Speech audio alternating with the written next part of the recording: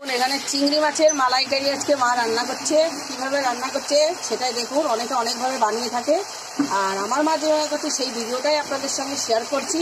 তো অবশ্যই ভালো লাগলে ভিডিওটা লাইক শেয়ার করবেন। বড় বড় সাইজের দেখেন চিংড়ি আছে, ছাড়িয়ে বেছে একদম হলুদ নুন দিয়ে এটাকে পুরো ভেজে নিচ্ছে। দেখেন আমার মা বসে রয়েছে।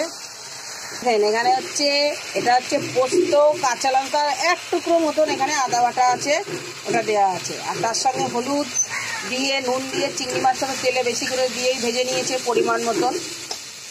আপনারা চিংড়ি মাছের অনুযায়ী হিসাবে দেবেন। এখানে 500 চিংড়ি আছে, সেই হিসাবে আমার মা ডেকোরেশনটা করেছে। সামান্য জিরে বাটা আর আদা বাটা দিয়ে দিল। দেখেন এখানে নারকেলটাকে পুরো, নারকেলের দুধটা পুরো কচি ডাব হচ্ছে, এটা পুরো পেস্ট করে নিয়েছে। অনেকে নারকেলের দুধটা বের করে নেয়, এখানে একদম কচি ডাব বলে ওটা পুরো পেস্ট করে নিয়েছে। সেটা দিয়ে ভালো করে ফ্রাই করছে।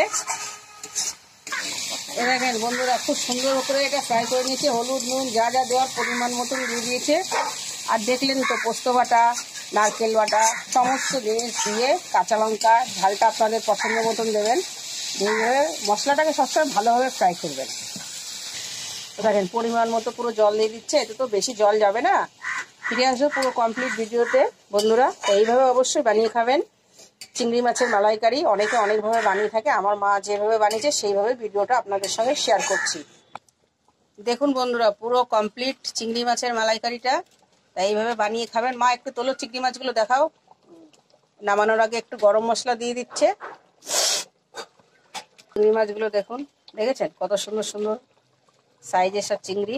এইভাবে বানিয়ে খাবেন। আর ভিডিওটা যদি ভালো লেগে থাকে অবশ্যই লাইক শেয়ার কমেন্ট করবেন। এখানেই আমি ভিডিওটা শেষ করছি। ধন্যবাদ বন্ধুরা।